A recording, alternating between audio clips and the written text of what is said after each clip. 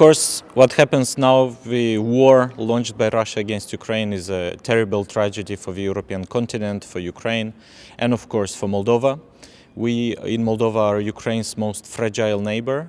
There are a lot of refugees, some 360,000 refugees escaped from Ukraine to Moldova, and then many of them moved on to the European Union. For now, we have 100,000 refugees from Ukraine, which represents 4% of our population. That's quite a huge number, and that is having a big impact on the socio-economic situation in Moldova, on the humanitarian situation in Moldova. So one of the key and most urgent matters for Moldova is to get more assistance in managing this refugee crisis, this humanitarian catastrophe that is affecting all of us.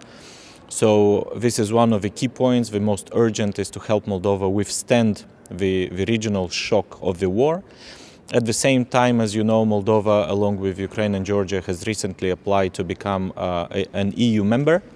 We in Moldova believe that we are a European country with a European political system, with a European history, European language, European society, and our place is in the European Union. We're determined to continue all the reforms that are needed to bring us into the European Union. So that's a key objective for my my visit to Brussels today. What about also Georgia and Ukraine as trio countries we also applied, you know, and so what do you think about our three countries' European perspective So now?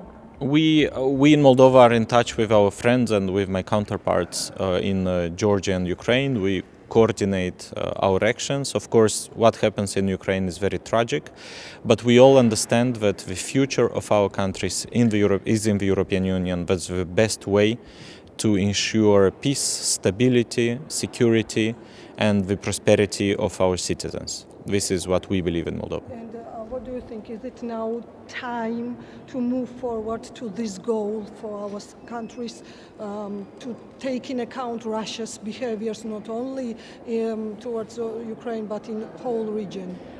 Absolutely. We do believe that this is something which we have been promoting for a long time, the accession to the European Union. But in Moldova, we're also very conscious that we need to perform and reform our country, continue the consolidations of our institutions, of our economy, of our political system, so that Moldova can become a credible EU accession candidate. Thank you. Thank you. Thank you very much.